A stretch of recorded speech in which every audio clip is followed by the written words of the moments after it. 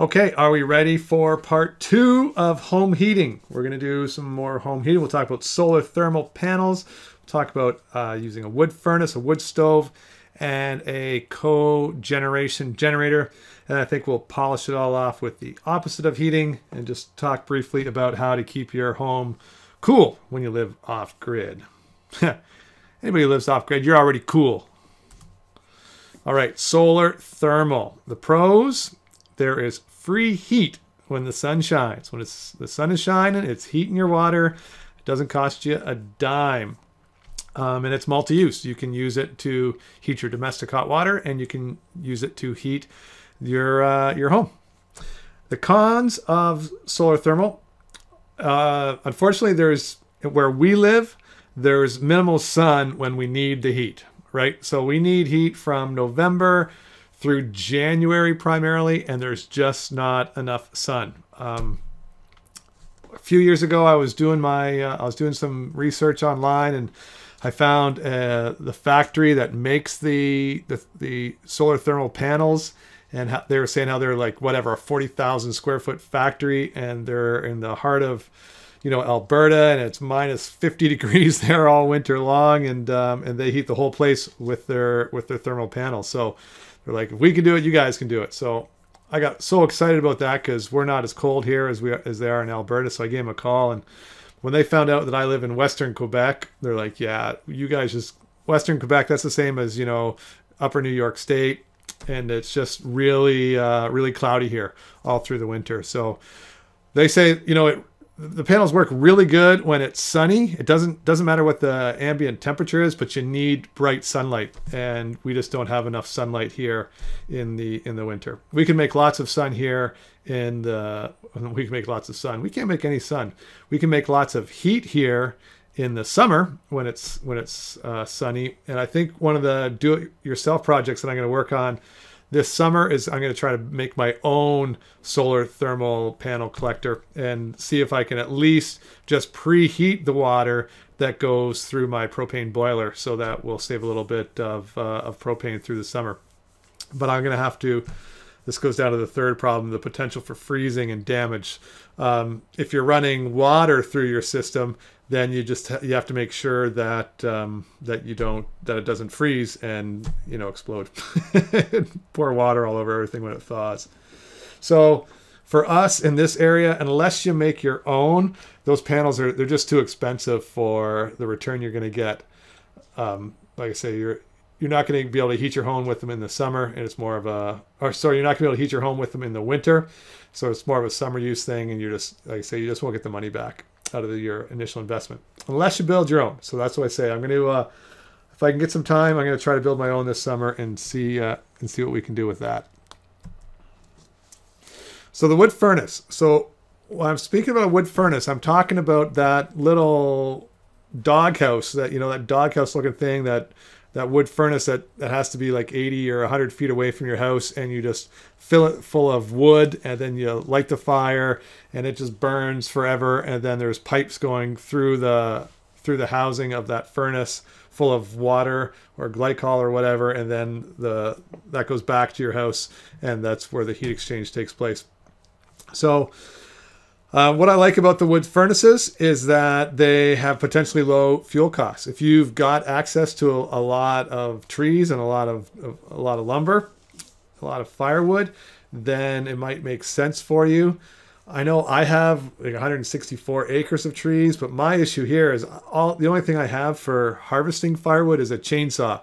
I don't have a skidder. I don't have a tractor. I don't have anything to move the logs. And I'm not very skilled either at dropping trees. Trees, it's hard to drop a tree in the forest. It'll fall over 30 degrees, and then it gets hung up in the neighboring tree. And unless you have some skills and experience and the knowledge and maybe the equipment to do it properly, then bringing trees down can be quite hard work. I know it is for me. So although I don't have to pay any money for my firewood, it's still a very labor intensive process for me, and it's okay now because I enjoy the work. But when I'm busy and if I don't have time, then yeah, it's not really the best.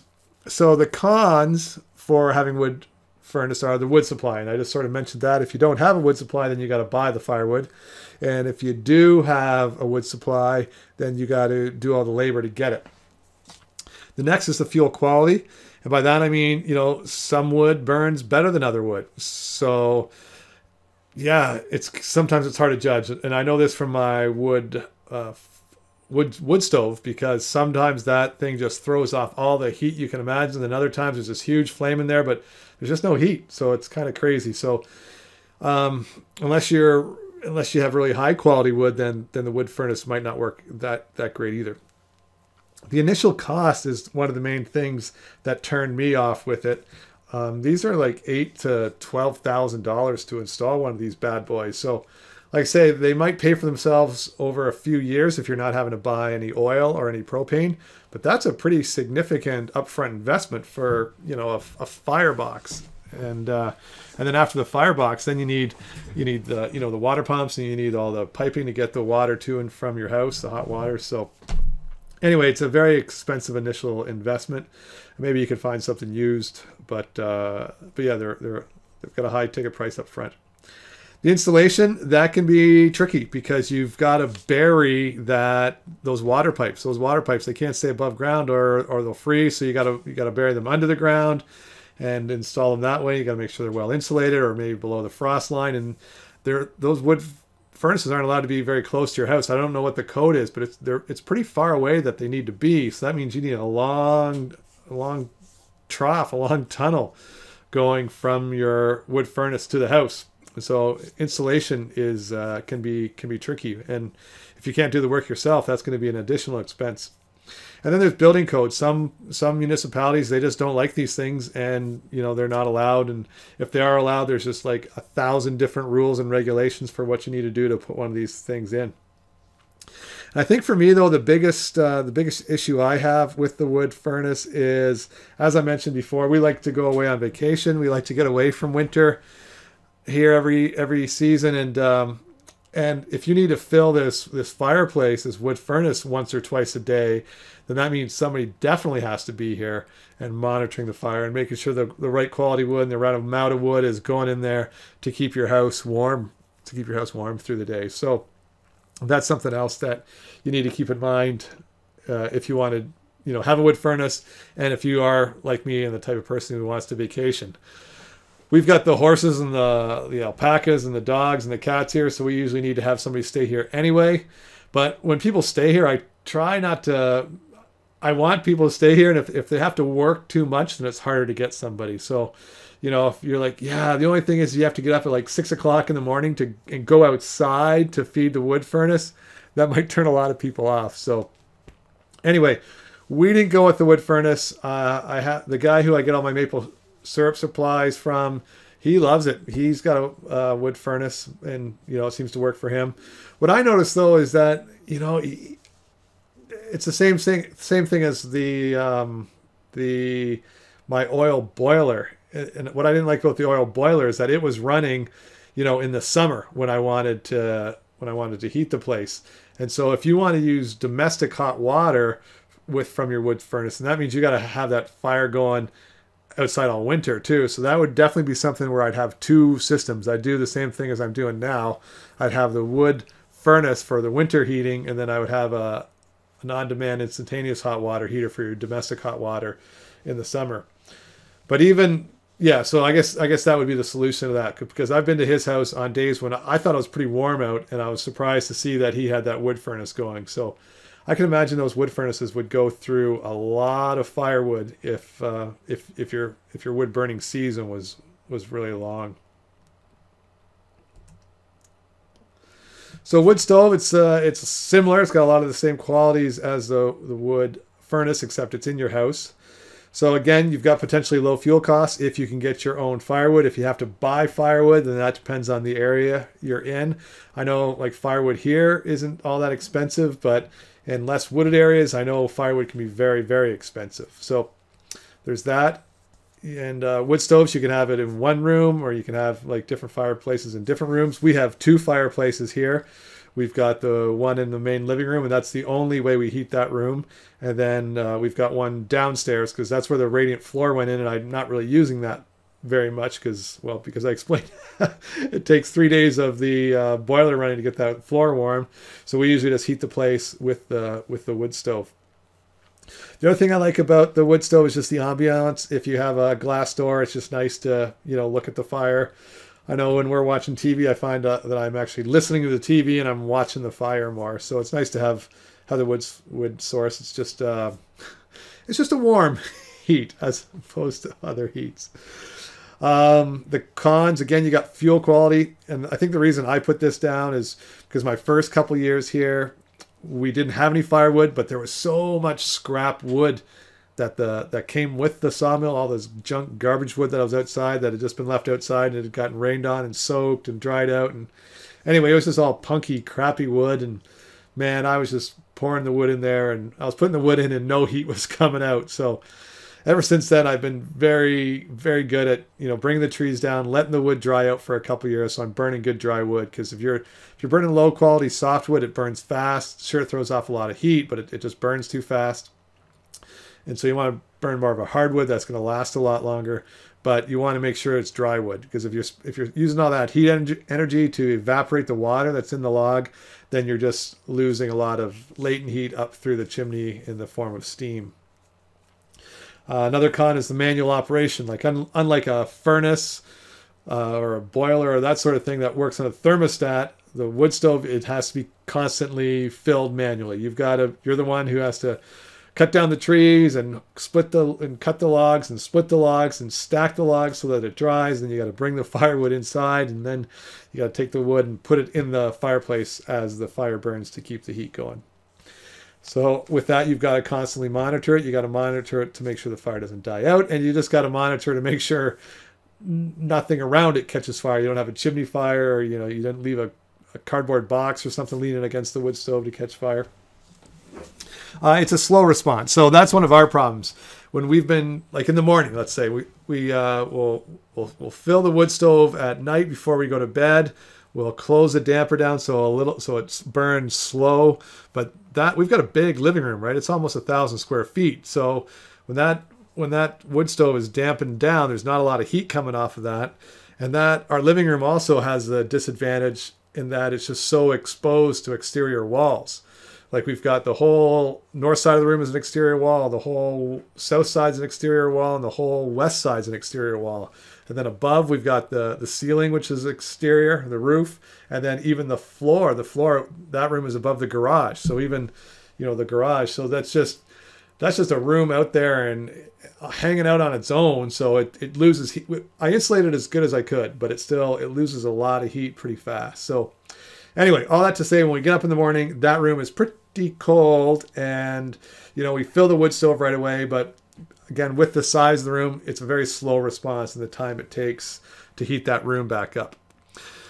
But on the flip side, we've got that apartment above the barn, and that's only that's 400 square feet, and we've got the same size wood stove in there, and that it's the same thing. That's just a standalone room above the barn. It's a little bit warmer down in the floor because the horses are there, and the horses are pretty good at keeping the bottom area above freezing, or at least around freezing.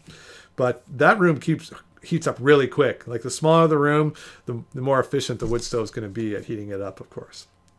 And then the other problem with wood stoves is the insurance. And some insurance companies, they just don't like wood stoves. And again, it goes back to the fire hazard that's involved. If you don't keep your chimney clean, there's a really good chance for a chimney fire. And I think the majority of fires that happen in rural homes come from chimney fires. I know another problem I had, and this was pretty frightening. When I was a paramedic on the helicopter, we flew mostly to rural areas, and I actually dealt with 2 ladies on completely separate incidences, separate years, who were feeding the fireplace or the wood stove while they're wearing their nightgown, their synthetic polyester nightgown.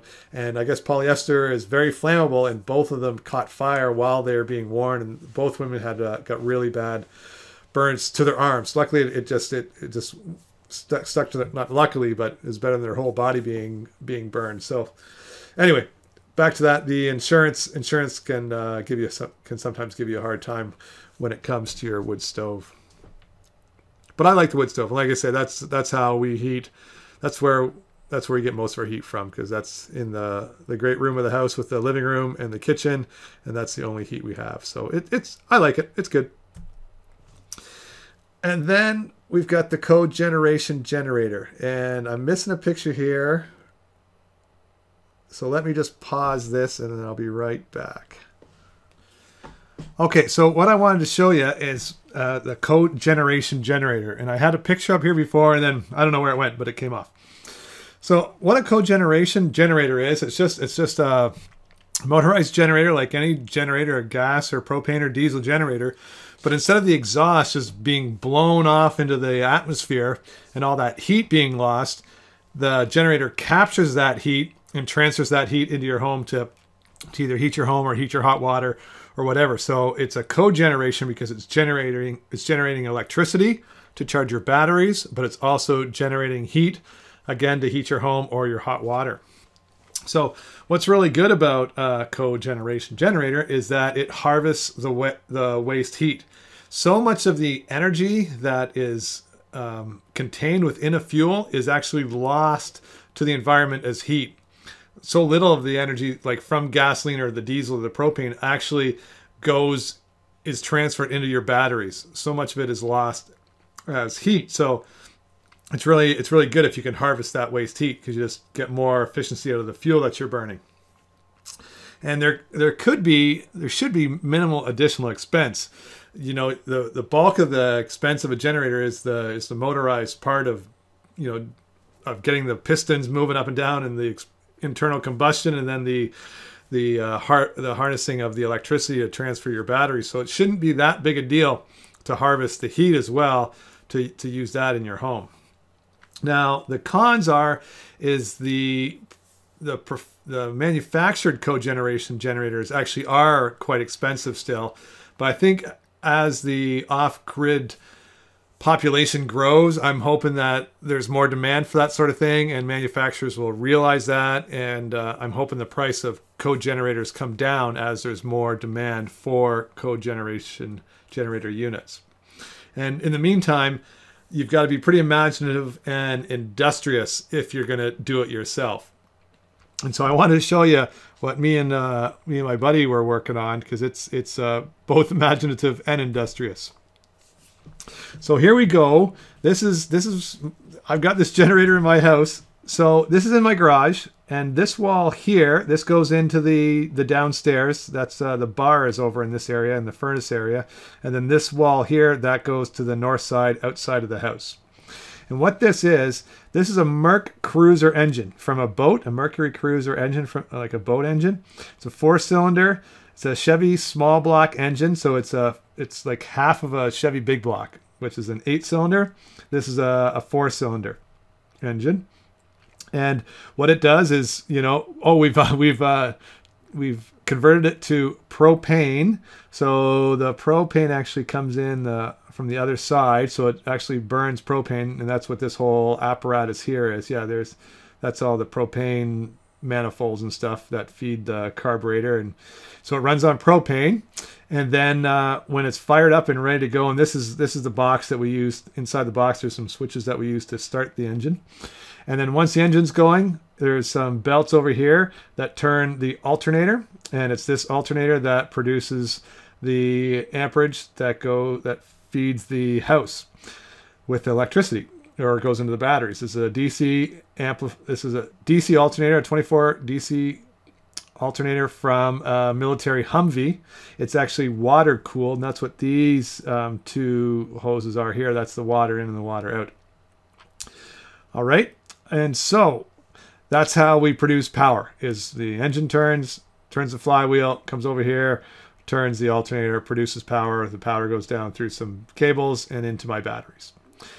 But for the cogeneration part of it, what happens is over here, this is the exhaust, okay? So the exhaust is coming up through here, and then it goes through a heat exchange unit in here, okay, inside this big metal aluminum box, and then the cooled gas and some water vapor comes out through here and then drains outside.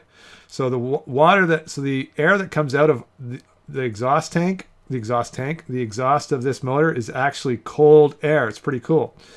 And then what we've got here is we've got a big blower fan in here that sucks the air from inside the house, from inside the downstairs, gets transferred through the heat exchanger, because the heat exchanger is heated up from our exhaust gases, and then the hot air is blown upstairs into our living room. So it's not exhaust gases that are blown into our living room. That would be bad. But it's hot air from the heat exchanger. You know, it's a big volume of air, so it's not hot. It doesn't like burn you at all. It just feels warm. But you know what? When it's surprising, like I talked about with the forced air furnaces, it actually does warm the room up pretty quick. So this is a good mix. Like I said, in the morning when we get up and we have to start the wood stove, it takes a couple hours for that wood stove to warm the room. So if we can run the generator for an hour in the morning, like I say we like to do, we run the generator for an hour in the morning, we charge our batteries, and meanwhile at the same time we're blowing warm air into the room. So it's great because we've got that warm air in the room, so the living room is kind of warm now, and now the fireplace is going at the same time, and it's pouring out the radiant heat. So this generator is warming the air, and the fireplace with its radiant heat is warming the thermal mass in the room. So it's a good complement. One of the problems we're having though is this unit's overheating, and we're not sure why. And I installed what we try to do first is because, and this is the reason we went with the Merc Cruiser engine, is because it's got a water cooled jacket around. And what we were trying to do is we were actually trying to harvest the heat from the body of the engine too, not just the exhaust, but you know, the water that usually goes through your radiator in your car. We were taking that rad fluid and we were pumping that up through here as well. And so we're doubling the heat that was going through the heat exchanger. But for some reason we were overheating there, and so we took the radiator section out of the heat exchanger up here, and then I put a Dodge Grand Caravan radiator with a fan on the front to cool the engine that way. And you know, we're still overheating, but I think what's happening, I think there's something wrong with the circulating pump, or not the pump, but the water is circulated through this through the flywheel, and that's all intact, that it's moving it fine. But I think there might be an air blockage or something that's stopping the coolant from running through. So anyway, just on a warmer day when I'm not out there freezing, touching all metal stuff, I gotta look at that, because this is a pretty cool system.